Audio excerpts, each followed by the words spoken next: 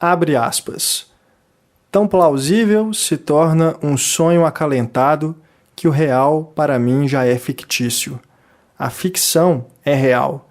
Que visão suntuosa, que riqueza seria, tivesse minha vida sido um erro corrigido por ti. Fecha aspas. Seja bem-vinda, seja bem-vindo ao Cinematório Café. 5, 4, 3, 2,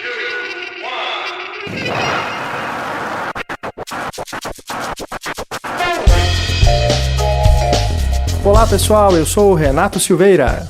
Olá, e eu sou Raquel Gomes. Este é o episódio de número 23 do Cinematório Café, podcast do site Cinematório. A gente abriu o programa com um poema de amor de autoria de Emily Dickinson, poetisa norte-americana, uma das inspirações literárias que estão no filme Paterson, mais recente trabalho do cineasta Jim Jarmusch, estrelado por Adam Driver e que entrou em cartaz nos cinemas brasileiros agora em abril. Isso mesmo, e coincidentemente ou não, um filme sobre a vida da Emily Dickinson estreou em nossas telas uma semana depois de Paterson. É Além das Palavras, dirigido por Terence Davis e estrelado por Cynthia Nixon, a Miranda de Sex and the City.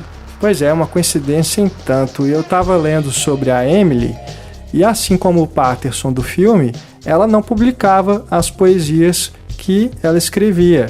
A obra dela só foi descoberta depois que ela morreu. Ela tinha publicado alguns poemas ainda em vida, mas de maneira anônima até, e depois acharam mais de 1.700 poemas. Incrível, né? Sim, muito. Bom, mas nessa edição do podcast a gente fala sobre o filme do Jim Jarmusch apenas. Um filme que também foi concebido pelo diretor quase como se fosse um poema. Para falar disso com a gente, nós chamamos novamente o Antônio Tinoco, que esteve conosco no podcast sobre A Chegada. Lembram? Exatamente. Por sinal, A Chegada, de algum modo, também é um filme sobre o campo das letras, né? Lida ali com a linguagem. Quem sabe aqueles alienígenas não estavam escrevendo poemas com aqueles círculos. E círculos, aliás, também estão presentes em Paterson, não é mesmo? Sim, muitos círculos. Então vamos seguir para o nosso bate-papo, que foi gravado na Academia do Café, nossa parceira na realização deste programa. A edição e a mixagem de áudio são do nosso companheiro Eduardo Garcia e deixamos também um abração para o Marquito, o Marcos Silva do Coletivo Libertar, que providencia a arte da capa do Cinematório Café. E um aviso, temos alguns spoilers leves nessa discussão sobre o Paterson, tá? Nada que comprometa muito a experiência de ver o filme depois de ouvir o podcast. Mas se você não quer saber nada, então veja o filme primeiro por via das dúvidas. Combinado? Então agora puxe uma cadeira, sente aqui com a gente e curta o nosso debate. Antônio Tinoco, tudo bem com você, meu caro? Tudo jóia, meu caro. E Estamos aí, aqui para Antônio? falar do Jim Jarmusch, um dos Isso. meus diretores favoritos. Você é um Jarmuschete? Jarmuschete. Fiel. Tá certo. Pois é, vamos falar sobre Paterson, que é o mais recente trabalho desse cineasta, que é, sem dúvida alguma, um dos principais autores, né, do cinema norte-americano, desde os anos 80. Né? O primeiro filme dele é o Férias Permanentes, Permanent Vacation, de 80, que eu vi agora, pela primeira vez, não tinha visto ainda. E no começo do ano, se não me engano, fevereiro, março, Estranhos no Paraíso, que é o segundo longa dele, teve um relançamento aqui no Brasil, né, com cópia restaurada e tudo. Verdade. Também tive a chance de rever com essa versão com a imagem bem bonita. É um filme que continua muito agradável, né? Aquele clima todo ali do cinema independente que marca a carreira inteira do Jarmusch. Sim, primeiro grande sucesso dele, né? Pelo menos que levou o nome assim dele pra fora, né? E é o preto e branco maravilhoso, né? Que é o que eu acho que ele se dá melhor assim nas fotografias, depois sobre café e cigarros, né? Isso. O próprio filme com o Johnny Depp, o Deadman, né? Isso. Acho que ele tem... Depois o famoso com os três, né? O Tom Waits, John Lurie, o Benigni, o Down by Law. Também, fotografia muito boa. Esse filme que aqui no Brasil se chama Down by Law. Down by Law. Uma bela tradução. É uma palavra só. É uma palavra que inventaram pro filme, né? Que tem a ver com a história do filme, né? Com eu não vi. Os temas. Mas que legal que ele tenha conseguido isso aqui no Brasil, né? É verdade. Porque é de cinema independente, né? Pois é. Dá um balão. É interessante. Não, a trajetória do Jarmusch, ela segue no trilho, né? Não tem aquele momento assim que ele foi fazer uma grande produção, uma coisa assim com grandes atores. Tem grandes atores, mas não com aquela pegada assim de concorrer a Oscar, né? Nem nada assim. Ele sempre está trilhando aí um circuito de festivais, né? E não à toa o Patterson esteve no Festival de Cannes do ano passado e ganhou um prêmio, né? Que foi a Palma Canina. Sim. Foi um dos atores do filme, aquele bulldog que é do casal, interpretado pelo Adam Driver. E o desafio desse podcast, a pronúncia do nome da atriz iraniana que faz a namorada, mulher, esposa, né, do Adam Driver. Esposa, gente, não é possível. Não sei, mas é um casamento, mas é um casamento que tradicional, não sei se é. Não fica claro, nem precisa ficar claro, mas enfim, a companheira. Namorida, essas coisas. Isso não deixa explícito, né? Então vamos lá. Raquel, qual é a pronúncia do nome dela? Golshifteh Farahani. Você me falou, mas eu já esqueci. É Golshifteh. Acho que é Golshifteh Farahani. Isso, Golshifteh Farahani. Que é uma atriz que esteve em A Procura de Eli, né, do Asghar Farhadi. E esteve em Frango com Ameixas, da Marjane Satrapi. Isso. Que inclusive vocês já devem ter escutado que eu fiz um Feito por Elas podcast. Isabel, que a gente falou isso com a Isabel, Angélica. com a Estê, com a Angélica. E a gente gravou sobre a carreira da Marjane. Isso. Frango com Ameixas eu adoro, assim, acho um filme É bem legal. muito bonito. É bem legal mesmo. Pois é. E voltando no cachorrinho, o triste é que o cachorrinho morreu, né? Sério? Sim, e foram durante as produções. A produção do filme. Do Patterson? Sério? Sério. Como sempre, eu tirei essa informação foi um prêmio do póstumo, IMDb. então, né? Caramba, Inclusive foi o primeiro, a primeira Palma Canina que foi dado póstumo. Caramba. Olha só. Bulldog é um complicado também, né? Tem muito problema de saúde, né? Ele teve câncer. Nossa, tadinho. Eu li lá no IMDb. Então, fica a dedicatória desse podcast. Pois é, mas no filme tem, inclusive lá, In Memoriam, Qual que é o nome dele? A Nelly. Tem o In Memoriam no filme? Tem, no finalzinho. Depois fêmea, que sobem então? todos. Eu não sei. Eu fiquei em dúvida percebi, porque é um nome que pode ser... Eu percebi mesmo esse memória, mas eu achei que era alguém, assim, não que era... Não, então, eu percebi o In Memoriam. Poxa. E aí eu fui pesquisar quem seria Nelly. E Nelly é o cachorrinho, ou a cachorrinha. Eu não sei agora, porque esse nome pra mim, ele não tem gênero, assim. Porque no filme chama Marvin. Né? Mas enfim. E eu não reparei se tinha tetinhas. Não dá, né? Não tem um plano assim que dá pra reparar. Morreu com 8 anos. Do cão. Mas, então, esse filme que é bem poético, né? Literalmente. Tanto no sentido das imagens, que é uma característica do cinema do Jarmusch, né? Como que ele constrói os planos, a preocupação com os enquadramentos, mas também em relação à própria natureza desse personagem vivido pelo Adam Driver, que, né, Adam Driver e vive um motorista, né, de ônibus, Adam Driver, que é poeta nas horas vagas, motorista. E tem essa peculiaridade das poesias serem transcritas, né, na tela, enquanto ele está ali escrevendo no caderninho dele. Umas poesias bem estranhas, né? Não sei se eu gosto daquelas poesias, não. Vocês curtiram ali? Em primeiro lugar, eu gostei da forma como elas aparecem no filme, porque realmente esse negócio de aparecer escrito na tela é muito interessante, mas a própria forma como ele fala, como a palavra, dita as poesias, recita, não é né? Recitar, porque ele tá criando ali, né? Exatamente, não é uma coisa assim, com entonação, até melodramática, né? É como se ele estivesse realmente no processo de escrever e falando ao mesmo tempo, né? Isso. Mas eu gosto, assim, não vou falar que eu gostei de todas, mas acho que algumas são bem interessantes, assim, esse negócio de não ter que ter rima, né, de não ter essa obrigatoriedade, de falar sobre coisas do dia a dia, né, como a primeira que aparece é sobre uma caixinha, ele pega uma caixinha de fósforo. Eu gosto desse, acho essa é muito bonita, Ele pega e aí ele estende e faz um poema, uma poesia de amor, né. Então essas pequenas coisas eu acho interessante. Eu também gosto. E eu acho assim que é porque poesia ela também é estética, né? Claro. Então eu penso que daí a importância de se ter a palavra ali escrita, sabe, durante o filme, para te dar essa imersão na poesia, também na estética da palavra, assim.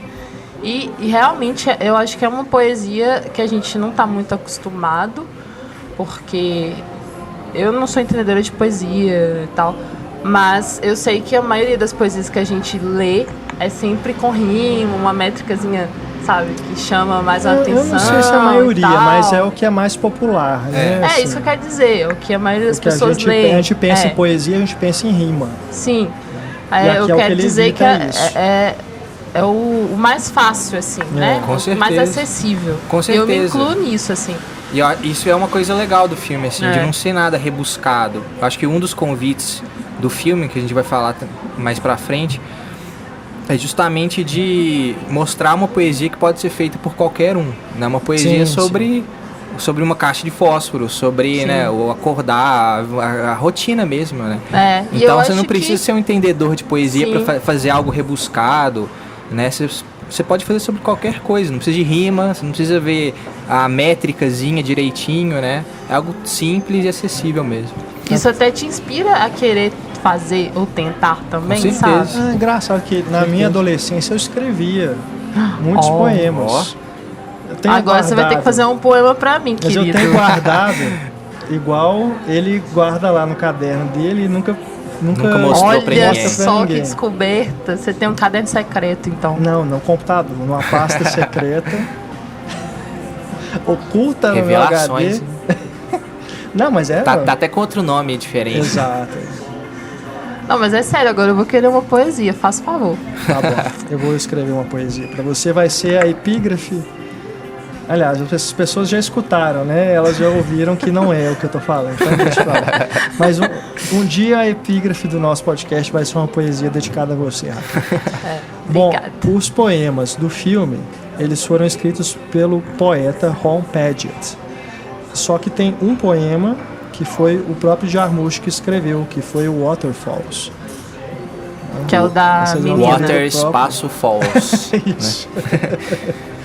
Né? Que eu até vi uma entrevista com ele, ele falou que ele tinha escrito assim, sem muita pretensão, né?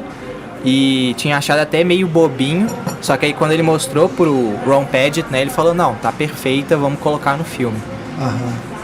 E precisava ter um pouco dessa inocência, porque afinal de contas era um poema que a menina tinha escrito, né? Então, assim, essa cena é muito bonitinha, né? Que ele encontra a menina ali e ele se identifica com a própria escrita dela. Né? Sim. Então precisava ter essa infantilidade na escrita, assim, que eu achei tão bonito, sabe? Na verdade, eu nem sei se é só uma identificação. Me parece que ele fica um pouco assim... Aquilo atinge ele de uma forma que talvez ele me passou a impressão que ele está pensando assim, pô, uma garotinha escreveu um poema assim tão bem quanto eu, então, sabe? Uma coisa assim. Porque ele é um cara que se ele não mostra os poemas para ninguém, talvez ele tenha uma certa dúvida se aquilo ali é bom mesmo, né? Suficiente para... Talvez ele não tenha muita confiança na própria escrita, não sei. Aí na hora que ele encontra essa menininha, eu senti que ele meio que raciocinou, tipo... Pô, então, sei, é um cara que me parece que tem uma autoestima não tão elevada. Eu não sei, porque assim, o filme ele gira todo em torno de rotina, né? Ele é dividido em capítulos que são os dias da semana e ali ele vai seguindo a mesma labuta, né? De pegar, ir para garagem, pegar o ônibus, faz o percurso, para almoçar, dirige mais, volta para casa, conserta lá a caixa de correio, todo dia ela tá torta. E as únicas coisas que mudam assim, efetivamente nessa rotina são as coisas que a companheira dele diz, né, dentro de casa. Tipo, ele chega lá, ela tá fazendo uma coisa diferente. Ela fala que quer fazer coisas diferentes, sonhos diferentes todos os dias, né? Então parece assim que ela realmente uma coisa viva na vida dele, apesar do que nesses pequenos momentos, né, dessas rotinas, ele encontra essas saídas poéticas, né?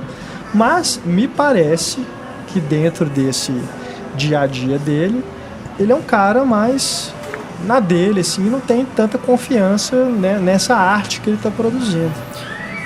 Eu não peguei muito isso, não. Eu não sei se eu vi essa baixa autoestima. Eu acho que ele era um cara que gostava de fazer as poesias dele, mas assim, que nem você. Deixar guardado, deixar escondido assim pra ele, né? Porque a gente tem muita ideia de que a gente tem que fazer, produzir e lançar pro mundo, né? Que é o que a esposa dele fica lá em cima dele, né? E eu acho que ele era feliz só escrevendo no caderno dele, fazendo ele diariamente. Era o que ele precisava justamente pra enfrentar, digamos assim, a rotina dele, né? Certo. Algum momento de prazer ele no dia, mas que ele não tinha grandes pretensões, né? De fama, de dinheiro. Isso eu também acho que não, mas eu também não sei, não enxerguei, eu não enxerguei uma baixa autoestima, eu enxerguei uma introspecção. Ele é muito retraído. Sem dúvida, muito retraído. E essa questão de usar a poesia como não sei, eu fiquei em dúvida assim, se ele usa a poesia como uma fuga, né, uma forma assim de, poxa, eu tenho um trabalho que é mecânico, sabe? Uma rotina toda certinha. Então, isso aqui é uma hora que eu tenho para extravasar. Ou se é para afirmar isso, sabe?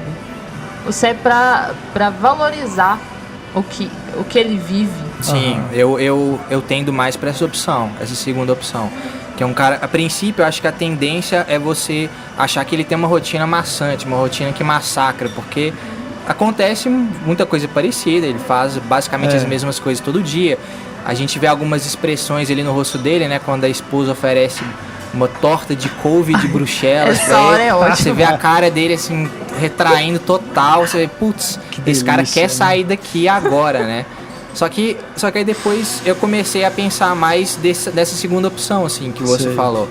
Ele é um cara que ele aguenta, digamos assim, entre aspas, né, a couve de Bruxelas, porque ele gosta muito da esposa dele, ele quer ter uma boa relação com ela, é uma questão de aceitação, ele quer agradar a parceira dele, então ele vai comer a torta de Bruxelas lá dele, né? E a poesia entra como algo natural no dia a dia dele, né? Como uma forma de fazer arte com essas pequenas coisas do dia a dia, né? Eu também tendo a pensar mais isso, assim, até porque a gente faz isso o tempo todo, né? Assim, eu já comi coisas que eu não estava achando tão bom, mas por não querer estragar o momento, não querer decepcionar a pessoa que, poxa, ela fez aquilo com todo carinho, sabe? Com certeza. E ela criou. Ele via isso, né? Foi uma criação dela, assim. E aí, pra simplesmente já, sabe, criar um conflito à toa, assim, sabe? Come isso e pronto. A princípio a gente acha que eles estão muito opostos um do outro, né? Ele é o retraído, é o pé no chão. Ela é a mulher que sonha em ser cantora de country e design e cupcake. Só que aí eu vejo que eles meio que se complementam, assim, no final. A percepção final que eu tive, né? Você vê que tem muito carinho entre um e o outro. Chega uma parte lá no final do filme que é trágica, né? Um momento trágico, assim, do filme, que você vê como que eles se confortam junto, como ela conforta ele também, sim, né? Você eu acho a relação muito amor deles, envolvido ali. Eu adoro a relação deles, assim. Acho linda. Eu só tive um pouco de dúvida em relação à representação dela, sabe? A representação... Porque, assim, me incomodou um pouco durante o filme que ela era sempre muito positiva, sabe? Sempre muito agradável, sempre nesse tom, assim, de amável. E aí me tirou um pouco do real, sabe? Porque até então eu tava achando tudo muito realista, assim, sabe? Apesar de toda a poesia envolvida, mas eu tava nessa vibe. E aí, quando ela entrava e tava sempre naquele tom de agradável e bonitinha, né? Aí eu comecei, sabe, a sair um pouco do filme. Sei. E isso me deu esse incômodo. Aí eu pensei, cara, mas por quê? Ao mesmo tempo, eu senti que a relação deles era uma relação super bacana, sabe? Que é essa relação de um encorajar o outro, de um inspirar o outro. Dá muito apoio. Pois é, o apoio que é tão importante, assim. E esse carinho nas pequenas coisas, sabe? Esse comprometimento, assim, que você percebe em pequenos detalhes mesmo. Então eu achei tão mágico, mas ao mesmo tempo eu tive esse incômodozinho com o jeito dela. Uhum. E aí eu fui pesquisar assim, um pouco sobre representação feminina e tal. Se tinha alguma outra mulher que tivesse escrito sobre o filme e tivesse tido esse incômodo também. E aí eu caí numa crítica do CinemaScope e a menina, a mulher, a crítica, deixa eu ver onde que tá aqui. Ela se chama Stella Vasco. E a partir dessa crítica eu fui apresentada a um termo que eu não sei se vocês conhecem, que chama Manic Pixie Dream Girl. Não. Pois Desculpa a ignorância. Não, então é uma coisa, eu também não conhecia assim, e aí seria um pouco o motivo do meu incômodo, porque isso seria um arquétipo feminino que está presente em diversos... Mas tem uma tradução esse termo ou é só em inglês? Não, só em inglês. Então repete aí. Manic Pixie Dream Girl, que veio de uma crítica de 2007 sobre Elizabethtown. Ah, tá. Que aí a representação daquela personagem da Kristen Dunst, definiu, eu esqueci o nome do crítico, mas depois no final eu volto para falar, definiu esse termo como um arquétipo que é um arquétipo contemporâneo assim, dos filmes, tem se repetido muito, que é essa mulher assim, sempre sorridente, sempre positiva, um pouco um mundo muito particular, assim, com uma certa excentricidade que é ao mesmo tempo sedutora, sabe? E um pouco lunática também, assim, às vezes pode ter essa interpretação. Repete de novo o que você falou, porque passou um helicóptero aqui agora e talvez tenha atrapalhado o ouvinte ou a ouvinte a escutar o que você disse. Então, esse arquétipo encontrado nas representações femininas seriam de garotas sempre sorridentes, um pouco assim esquisitinhas, que tem esse universo muito particular, sabe? Que é um universo que também é muito sedutor, que é artista, sabe? Apesar de não usar a arte como uma profissão propriamente dita, mas ela tem características artísticas, tem talentos diversos e tal. Só que aí o meu conflito, porque eu pensei, cara, é um arquétipo então. Só que na definição desse arquétipo tem a questão que ela serve somente de inspiração pro par romântico ou de ajuda, tipo, para impulsioná-lo a chegar a algum lugar. Aí eu já não acho que ela se enquadra, sabe? Não, porque ela não é a única inspiração para ele. Inclusive, a hora que ele fala que tá fazendo um poema para ela é meio que uma coisa assim, que ele resolve na hora, tipo, eu vou fazer um poema para você. Não me pareceu que ele tava pensando em fazer desde o princípio, entendeu? Ele se inspira nas coisas do dia a dia, né? Sim. E isso de impulsionar ele a chegar em algum lugar também não se enquadraria, porque ele não quer chegar em lugar nenhum. Exato. E aí, exatamente, aí eu falei, poxa, mas algumas coisas da personalidade dela a gente pode entender como o que seria Manic Pixie Dream Girl, mas aí, nesse aspecto, não. Porque eu acho que ela ela não se limita a servir ao par romântico, sabe? Que seria esse arquétipo. Ela não, pra mim, ela tem uma profundidade própria, assim. Ainda que seja uma profundidade menor, entre aspas, do que o Patterson, porque a gente passa mais tempo, assim, né, vendo a introspecção dele e tudo mais. Ele é o protagonista. O filme é sobre ele. Ela tem uma força, sabe? Ela tem uma energia muito própria, assim. E é por isso que aí eu cheguei à conclusão. Falei, não, eu acho que ela não... Apesar de ter algumas características, ela não representa esse arquétipo. Exatamente porque ela tem a profundidade dela e tem a particularidade dela também, sabe? Ela não tá simplesmente ali para apoiar o Patterson. Eu particularmente me surpreendi muito com a personagem, porque acho que a primeira, de novo, questão de tendência, a primeira parte do filme, o que eu tava, a minha interpretação era um personagem quase voada, assim, de não ter... Pois é. De realmente quase ingênua também, de ter esses pouco sonhos infantil, loucos, um pouco né? infantil, de ter esses sonhos loucos de ser famosa e tal, de aprender violão, vendo aula no DVD da casa dela, sabe? E o filme vai mostrando que não, assim, que não só ela é fundamental pro Patterson naquele relacionamento, mas como ela realmente aprende a tocar o violão muito bem, com as aulas no DVD. Canta muito bem também. O cupcake dela faz sucesso, ela vende pra caramba, sabe? Então ela tem umas características, umas qualidades bem próprias dela. Eu acho que tá perfeitamente de acordo com o discurso do filme, dessa coisa de transformar o ordinário em extraordinário, de observar essas pequenas poesias que estão no nosso cotidiano, né, dos momentos triviais, porque tudo isso que ela faz, de tipo customizar a casa, customizar a roupa, fazer os cupcakes, aprender o violão, etc. Isso tudo são coisas que não são coisas assim que se almeja fazer uma carreira disso. São coisas que ela aprende, né? Ela tá com vontade, vai lá, faz e faz muito bem. Então, sim, são coisas que deixam ela feliz. Ela me parece uma pessoa feliz, entendeu? Vivendo desse jeito. Raquel infringindo a primeira regra do nosso podcast, que é desligar os celulares.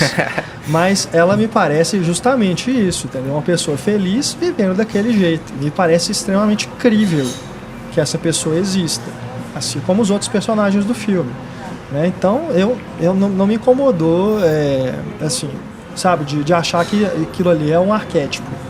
Nem falo em relação, assim, representação só da mulher, não, mas em representação de personagem mesmo em filmes, né?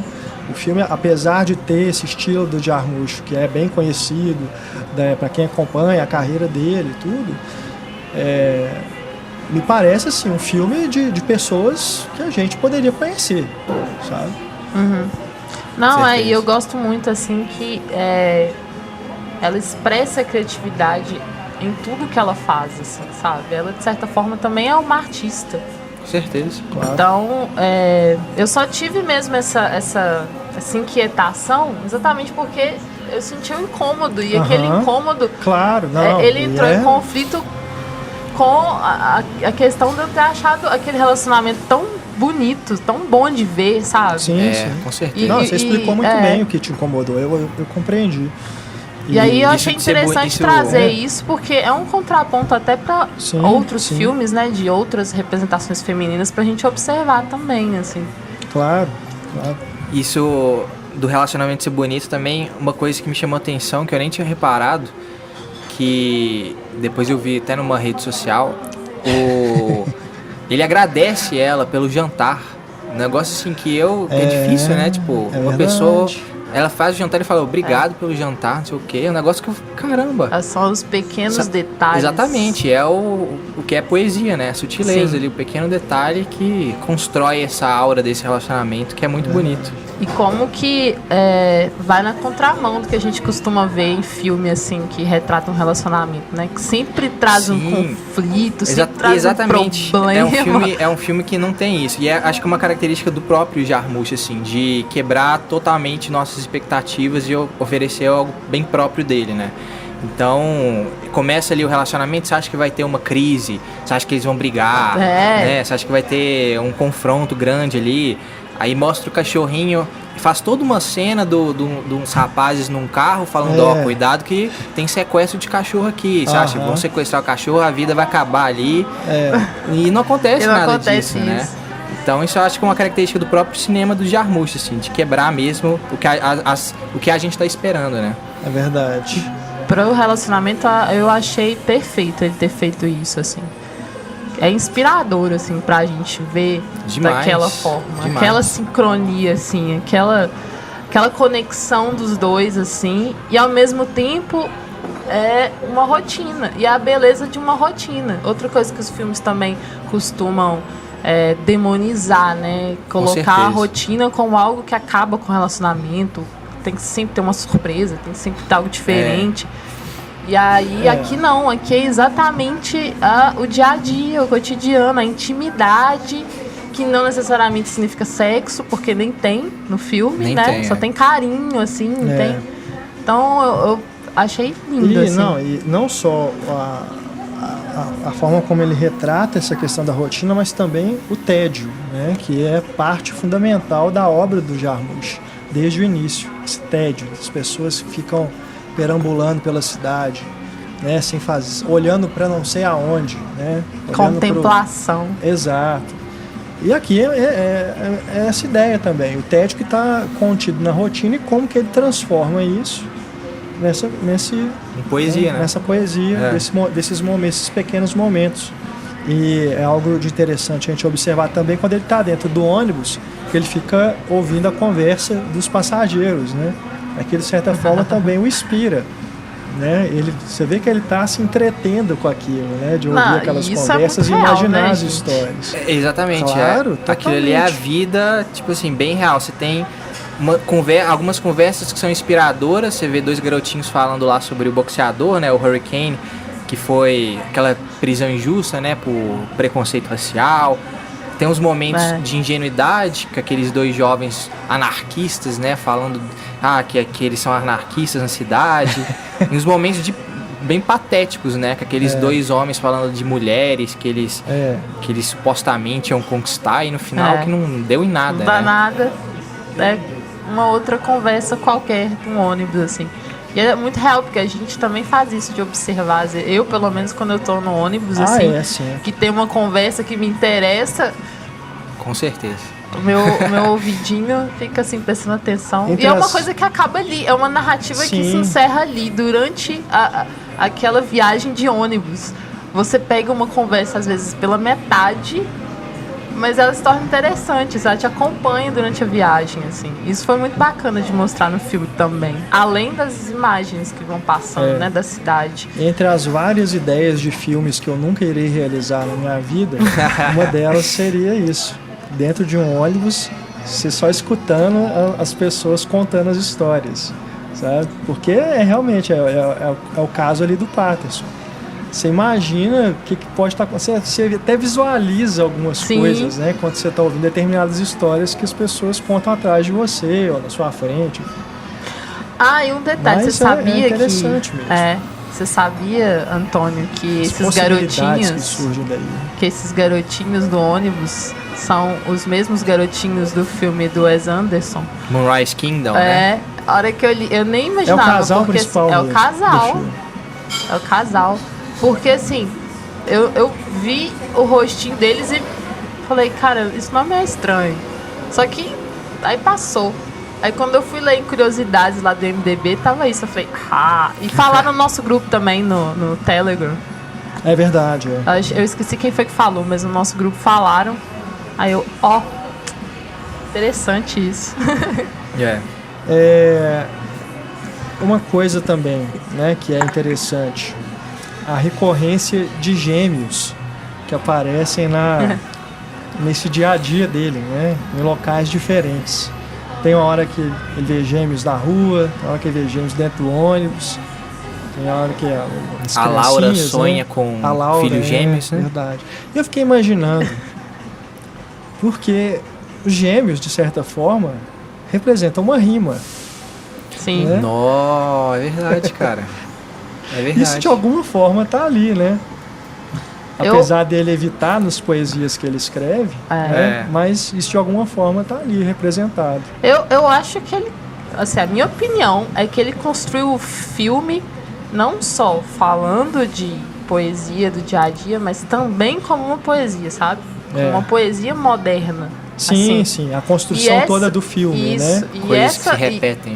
E essa coisa de ter esses gêmeos é exatamente o que seriam as rimas, assim. Tem a questão de ser cíclico, sabe? É uma narrativa circular, né? Ela começa na segunda e termina na segunda, né? A semana toda. Então eu pensei nisso, eu falei, eu acho que ele construiu como se fosse um poema, assim, um poema visual tambem, sabe? Quero agora fazer a divisão métrica dos dias da semana ali para ver se todos têm o mesmo tempo. Que seriam, né, as partes ali de um poema. Você pensou? Dever de casa. Mas eu acho que não, né? E não só os gêmeos literais, digamos assim, mas os espirituais também. Quando ele encontra o rapper, né? Porque o rap também é uma forma ali de poesia, né? Sim. E também fazendo ali numa lavanderia, né? Parece coisa do cotidiano, né? Então, fazendo poesia em qualquer lugar, né? Que nem ele. Gêmeos de idades diferentes, que é a menininha que a gente já falou. Gêmeos de outras épocas, que é quando ela cita o Petrarca, que também tinha o caderno lá, né, secreto, e também escrevia para uma Laura. E gêmeos de nacionalidades diferentes, que é o japonês, no que aparece lá no final do filme, né? Então, parecem ser momentos de conexão, identificação, que o Patterson meio que se sente identificado, se sente um pouco menos deslocado no mundo, talvez, né? Um pouco mais confortável. É verdade. E são essas sutilezas, assim, que acho que percorrem o filme, né? E acho que tem muito a ver, faz muito sentido isso, né? Construção como se fosse um poema, essas coisas que se repetem, né? Sim.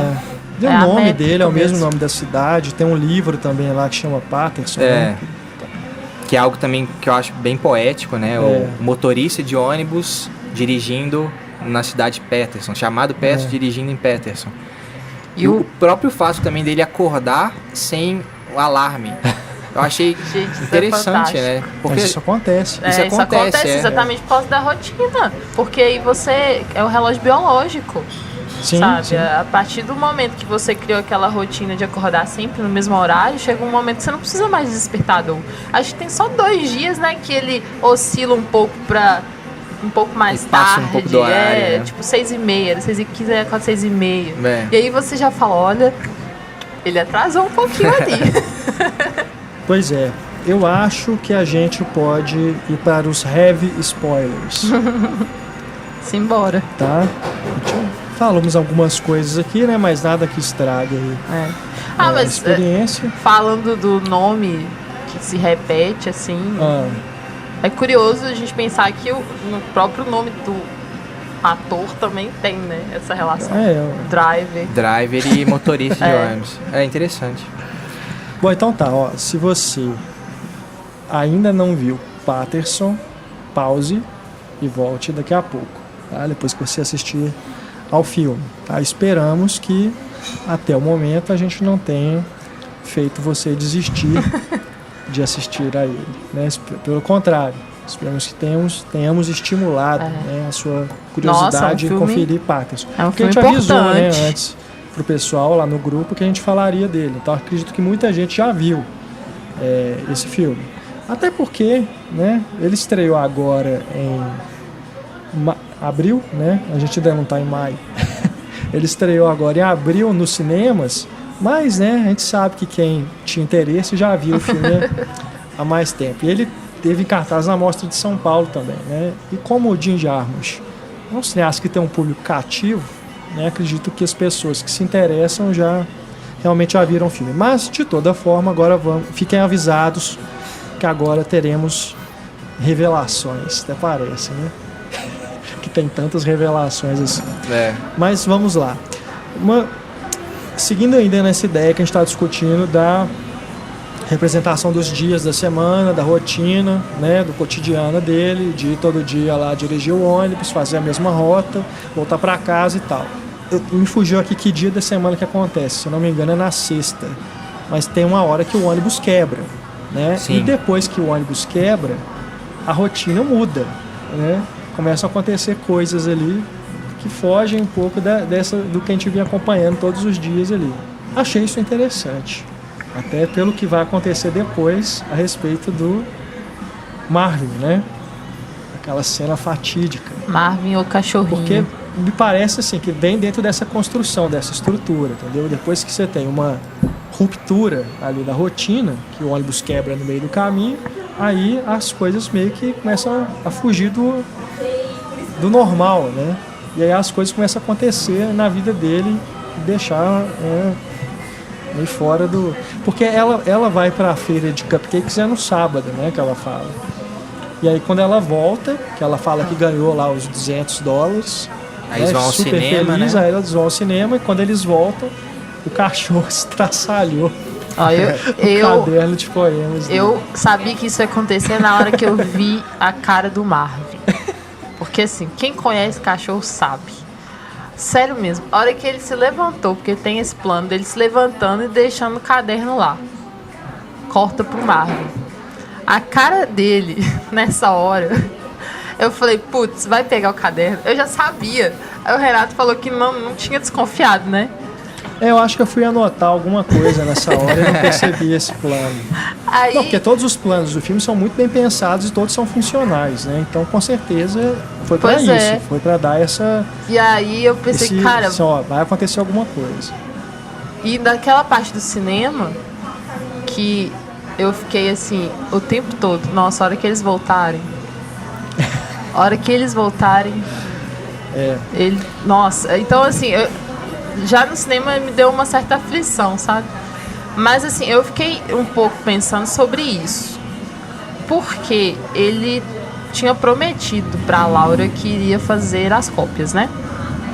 E era no dia seguinte, né? Que ele faria, no caso. Ou seja, o prazo estava praticamente encerrado. Seria no dia seguinte.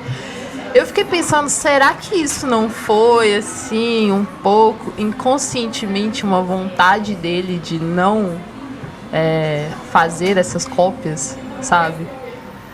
Deixei o caderno ali displicentemente. Pode ser. Eu fiquei pensando nisso, que é uma possibilidade, assim. Ou inconsciente, ou consciente mesmo. De, porque, tipo, eu acho que ele esqueceu se fosse realmente algo que ele mesmo. quisesse preservar mesmo, ele não sei se ele deixaria em qualquer lugar. Não sei, mas eu acho que ele esqueceu mesmo, que é aquela ideia do final do filme, de palavras na água que ele fala, né? Eu tava escrevendo palavras na água. Que eu acho que a ideia é justamente isso. Aquele caderno não importava como uma obra, como se fosse um livro ali. É algo que ele precisava pro dia a dia dele, mas ele podia levar uma página em branco que beleza, ele podia escrever. Recomeçar. Ele podia recomeçar. Eu acho que a ideia que eu peguei foi mais ou menos essa. Acho que ele realmente esqueceu o caderno de poesias dele. Ele tem aquela crise que eu liguei muito com o negócio do ônibus parando, né? Sim. Já que o ônibus é quase uma extensão dele, tem até o nome Patterson no ônibus. O ônibus quebra, é como se ele quebrasse também e parasse de se autodefinir como poeta, né?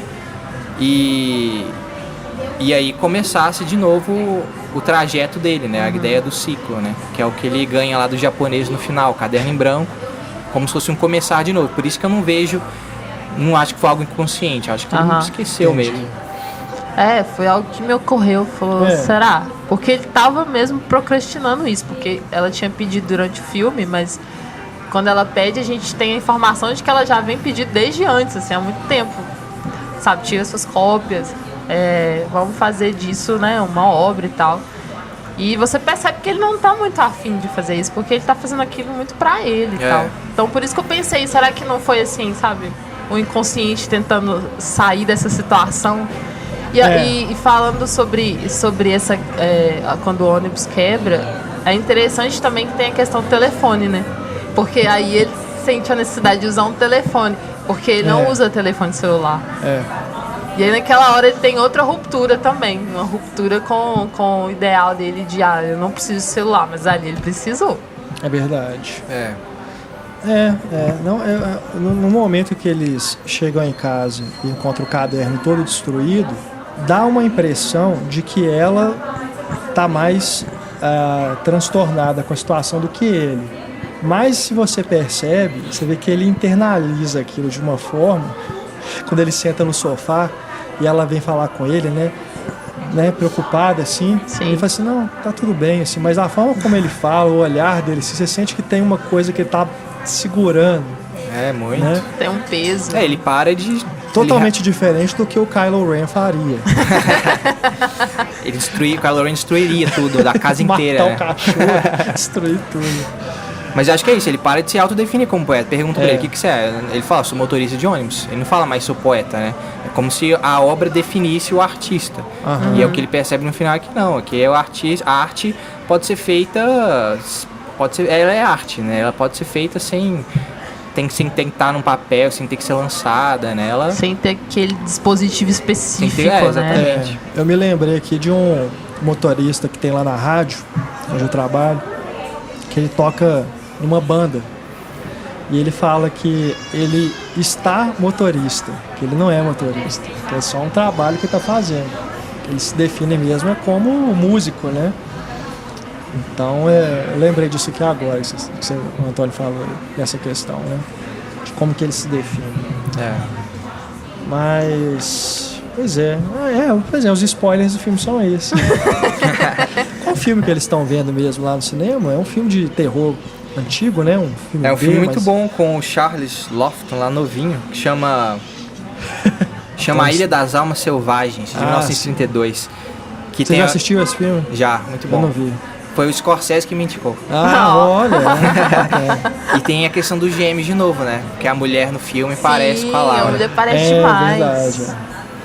E o que, ainda sobre o final, me lembrou Ghost Dog, o outro filme do Jarmusch. Sim. Daquela ideia de que, até um dos postulados lá do Código Samurai, de que o fim é importante para todas as coisas, porque senão não tem um recomeço, né? Então, eu vejo esse negócio do caderno ter acabado muito como isso, né? O caderno acabou, mas ele ganha outro para continuar. Que é uma ideia que é trabalhada no Ghost Dog também. Aquele personagem japonês é muito engraçado, né? Ele fala, Patterson, New Jersey. Toda hora. What? Essa parte é sensacional. E o Adam Driver parece estar se divertindo ali, né, com esse diálogo. Eu acho que a cena do Adam Driver que tá mais assim, sabe, soltinho assim. What? Foi muito bom isso. Ótimo. E como que começa assim, né? Com dois completos estranhos. Né? Pareceu um duplo dele também. É o duplo dele, é de outro país. Gostei da trilha sonora, né? A trilha sonora original, que é da banda... É uma banda? Squirrel. Squirrel, do próprio Jarmusch, né? É dele? Essa banda é dele? Não sabia. A trilha é muito boa e a fotografia foi de um parceiro dele, né? O Frederick Welms, que já fez Flores Partidas, fez filme do Lynch também, Veludo Azul. E toda a questão do cenário também achei muito boa, né? Do figurino, que tem uma presença da cor azul muito forte, né? Até no próprio cartaz do filme. Que ajuda a dar esse tom de melancolia que a gente vê na história, né? Tem o uniforme dele é azul, o fósforo é azul, até o assento do ônibus é azul, né? O telhado da casa dele é azul. Outras coisas que me lembraram o Jarmusch também é porque essa separação de dia me lembrou um pouco a estrutura em bloco, assim, que o Jarmusch gosta de empregar nos filmes dele, né? No Trem Mistério, né? Sobre Cafés e Cigarros, né? Trem Mistério é muito bom. Muito bom. Aqui tem uma linearidade, aqui tem personagens que se conectam, mas ainda parecem blocozinhos, assim, contados separadamente, né? Sim. E essa questão de motorista. Tem Uma Noite Sobre a Terra, né? Que é um filme de 5 vinhetinhas com 5 taxistas de diferentes países. E muito isso também do diálogo, né? Um passageiro completamente diferente do motorista e eles conversando e um escutando o outro. E a ideia do Patterson também, né? Escutando diálogos, ainda que ele não converse com as pessoas, ele está absorvendo tudo aquilo, né? Sim. E aqueles personagens do bar, que ele vai toda noite no bar tomar uma cerveja, aí tem um casal brigando e tem o dono do bar que é amigo dele, que tá sempre colocando os recortes de jornal lá, com algumas celebridades, né, que estiveram lá na cidade. Da cidade. Tem o Iggy Pop. Essa cidade, ela é real, né? Ela existe. A Patterson. Eu acredito que sim. Acho que sim. E essas pessoas são de lá, eu acho, tipo, realmente. E são pessoas famosas, que eu acho que é outro ponto interessante do filme, né? Acho que essa questão da Adam Driver não querer... O Patterson, né? Não querer divulgar os poemas dele. O Patterson não querer divulgar os poemas dele é justamente isso. Ele realmente não quer fama. Ele quer fazer pra ele mesmo. Então ele não quer que a carinha dele saia no jornal e fique lá no bar junto com o Iggy Pop e outros artistas, né? Interessante. E a vida como ela também tava no bar, ué. O que? A hora do revólver? Isso é que é outra spoiler, quebra de expectativa também. Que é uma quebra total de expectativa, assim. O cara entra lá, saca a arma, todo mundo começa a correr. E é uma arma de brinquedo. E ao mesmo tempo... e ele desarma o cara, né? E isso Patterson quer dizer, que vai lá, ele tem a reação te mostra uma faceta diferente dele. Porque até então ele tava no mesmo tom, assim, introspectivo. De repente ele virou um cara que foi lá e tomou a arma. Mesmo que arma de brinquedo, que ele não sabia que era de brinquedo. Foi lá e tomou a arma do cara. No comecinho do filme ele mostra um retrato, né? Que tem o Patterson, Adam Driver, vestido de militar, como se fosse da marinha. Então, é mesmo. No criado mudo deles. Então é como se fosse uma sementinha, assim, ó. Essa pessoa tem treinamento militar, e aí você entende que ele não é um super-herói que desarmou, ele assim. Faria isso. Ele faria isso mesmo, assim. E uma informação é que o Adam Driver, ator, já foi da Marinha. Já. Inclusive aquela foto deve ser ser verdadeira, né? Aí, tá aí. Interessante. E Adam Driver é sensacional, gente. Nossa. Fiquei mais fã dele. Ele é muito bom. É uma atuação mais contida, né? Mais assim, na dele mesmo, que é o que o personagem exige, mas muito boa. Mas realmente. com presença. Presença assim, muito forte, Eu tava vendo, eu tava vendo a lista de filmes dele, assim, ele é muito presente nos filmes indie, assim. São muitos filmes que ele fez. Frances Ha, então, às vezes alguém pode pensar, poxa, mas que estranho, né? O Kylo Ren ali, mas ele tem uma história muito maior. No cinema independente. Se bobear, o Despertar da Força, né? E os próximos aí, acho que é a primeira grande produção, assim, né? Desses filmes para público grande mesmo, né? De shopping, assim, que ele participa. E tem muitos filmes que eu gosto. Enquanto somos jovens, eu gosto muito. Tem o Frances Ha, que o Antônio falou.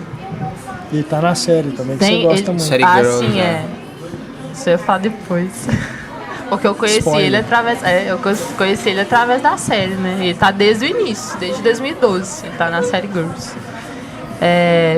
Ele tá até naquele Balada de um Homem Comum, que conversa um pouco o Stylion Davis. Dos Coen, né? Dos Coen. Sim, ele que conversa um pouco, né? E ele tem uma participação excelente numa música do Oscar Isaac Clarke, fazendo uns barulhos engraçados com a boca. Muito bom. Tem um que chama Será Que tem o Daniel Radcliffe. Que a gente viu no podcast, né? E Zoe Kazan. Você já viu esse filme? Já. Eu não vi até hoje. Você não viu? Não, a Eu adoro Stefania esse filme. vi. Adoro esse filme. Eu sou mais ou menos, mas ele tá ótimo no filme. Tá lá na minha watchlist eterna. Tá na minha watchlist infinita. Tem no Netflix. É lá mesmo. Destino Especial também, que a gente viu recentemente. É verdade, do... De quem que Jeff Nichols. Jeff Nichols. É aquele do menino que tem que é o Ciclope lá, que tem solta a luz dos olhos. Ciclope, isso. Mas no silêncio, isso. Vou te contar, ele tá muito bem, mas o visual... Então, aí eu já deixo por sua conta falar sobre a beleza de Adam Driver. Tá muito esquisito, muito esquisito. É muito peculiar. Né? É uma beleza bem peculiar. Muito mesmo. Como eu já disse, é um esquisito bom. É um esquisito bom. Mas aí, em silêncio, o bom a gente tira e deixa só o esquisito. Tá certo. E a Ghost T. A Ghost T também tá ótima, né? Eu achei ela bem legal, assim. Ótima atriz. Ótima atriz, assim. E eu gosto dessa diversidade que tem no filme também.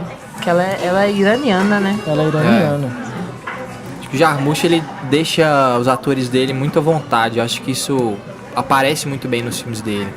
Acho que ele é um cara mais de deixar assim, ó, o roteiro é aqui, mas você tá livre pra improvisar, pra fazer o seu. Então acho que em qualquer filme que você pega dele, as atuações vão estar sempre muito boas. Fica natural, né? Uma muito coisa natural, assim que te encanta mesmo, te capta assim pela naturalidade. E eu vi dele, que eu já vi Amantes Eternos. Sim. Que eu gosto bastante. Anterior a esse, né? Amantes Eternos. E Amantes Eternos que tem muito aquele lance do passado, de o quase saudosismo, e esse filme também tem muito isso, né? Tem. Dele não querer ter celular chique, né?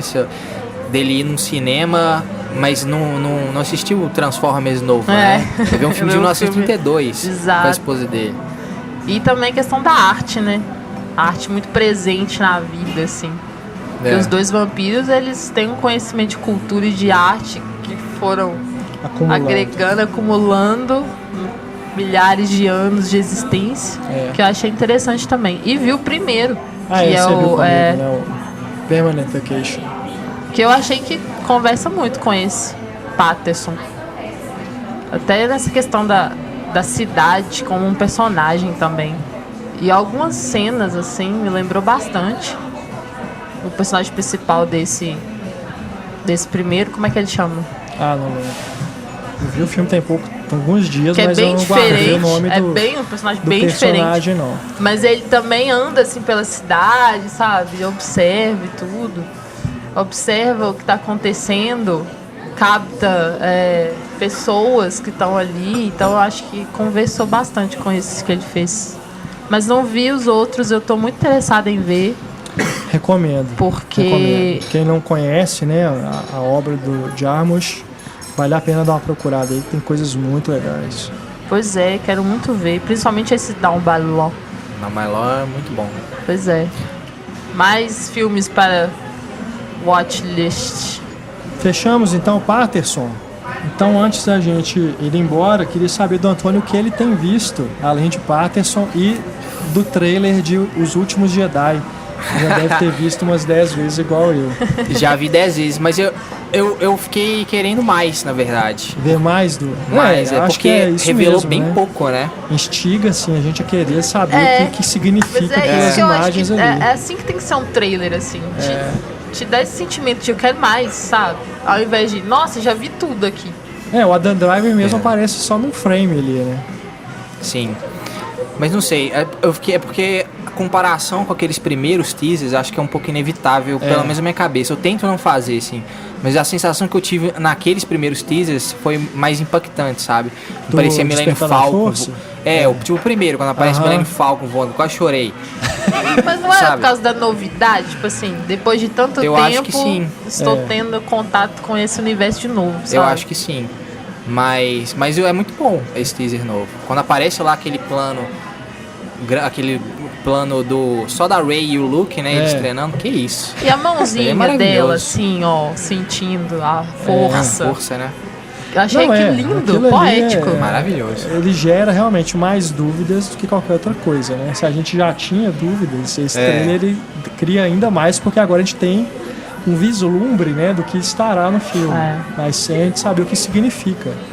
Então, tem uma caverna ali, um livro ali com o símbolo dos Jedi. Dizem que é uma exatamente árvore, né? E aí ferviram as teorias, né? Aí começa, ó. Aquela questão de onde o Luke tá, se é qual lado da força ele tá, ou se ele tá numa área mais cinzenta ali. Que eu acho que é a tendência do filme. Isso é muito bom. Mas estreia quando? Estreia dia 14 de dezembro, se eu não me engano. Vai ser sempre nessa época, né? Sempre dezembro, sempre o aniversário do Renato. Sempre ali antes do Natal. Mas o que mais você tem visto? Deixa eu ver. Eu vi Fragmentado do Shyamalan, que eu gostei. Gostou? Que bom. Como eu falei com o Renato, eu não consigo nadar na mesma água que ele e o Marcelo Miranda nada, que é a água do Shyamalan, Deus Eterno. Shyamalanismo. O Shyamalanismo. Mas é muito bom realmente. O que eu falei que prejudicou um pouco a minha experiência é que contaram o plot twist final pra mim. E aí estragou um pouco. Mas, estraga mesmo. Mas o filme é muito bom. O que mais que eu vi? Com o Shyamalan a gente tem que fugir, né? Apesar de que às vezes nem adianta fugir. Sempre vai ter alguém que vai falar. Pior que assim, eu nem posso te ajudar, porque os filmes que a gente viu foram os que a gente gravou podcast. A gente não tem visto muita coisa também além disso. Né? Eu vi uma série muito boa. É? Qual? The Nick. Achei que você ia falar 13 Reasons Why. Não, que isso. Eu tenho que ver o podcast de vocês ainda. A gente fez essa... Sofra com a gente, Antônio. Esse experimentalismo aí de gravar depois de cada episódio. Eu vi, eu achei uma ideia boa. Foi uma ideia boa. O pessoal gostou, né? Acho que a gente vai experimentar de novo aí. Você não tem ainda visão do todo, você vai, né? Achei legal. Mas então, a série que você viu, The Nick? The Nick. Cancelada, infelizmente, na segunda temporada. Ixi. Mas é uma série que todos os episódios, são 20 episódios, dirigidos pelo Steven Soderbergh. Sim, com do Clive Soderbergh. Owen. Clive Owen, fazendo medicina lá em 1900. Nossa. Então é bem bacana. Tem Se eu não me engano, é uma indicação de Marcelo Seabra. Marcelo Seabra? Nos podcasts aí pra trás, eu me lembro dele ter comentado isso em algum momento. Sobre essa série. Eu gostei bastante. Interessante, né? Uma boa indicação. E tô vendo uma agora também que eu tô gostando bem, que também tem esse lance de época, que é Boardwalk Empire.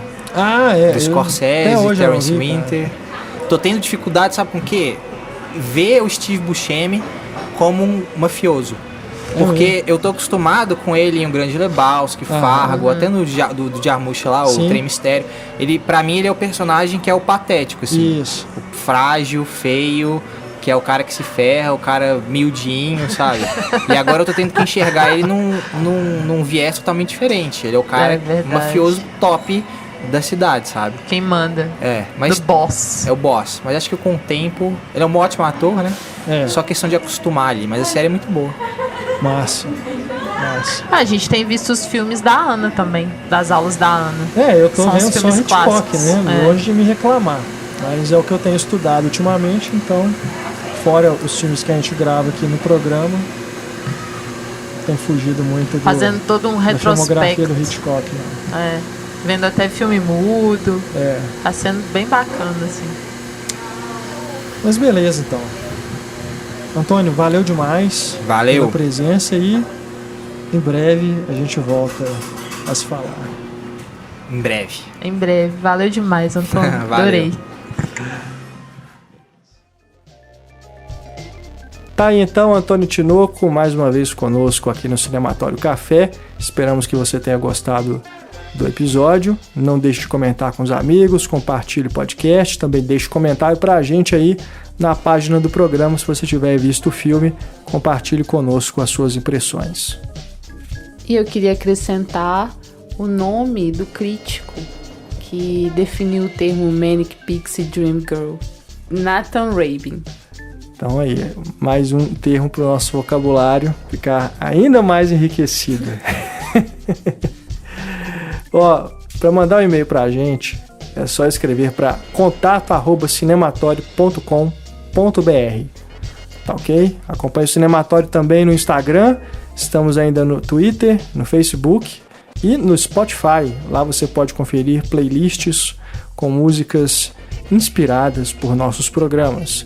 E também temos o nosso canal no YouTube, onde você também pode escutar o Cinematório Café. Tá bom?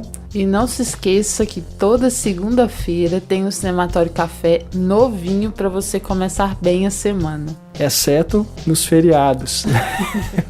A gente fez uma pausa aí, né, entre o último programa e este, mas para compensar, no feriado do 1º de maio, que caiu numa segunda, tem edição nova, tá vendo? Então, só de vez em quando, tá? A gente tira um descanso que a gente merece. Isso aí.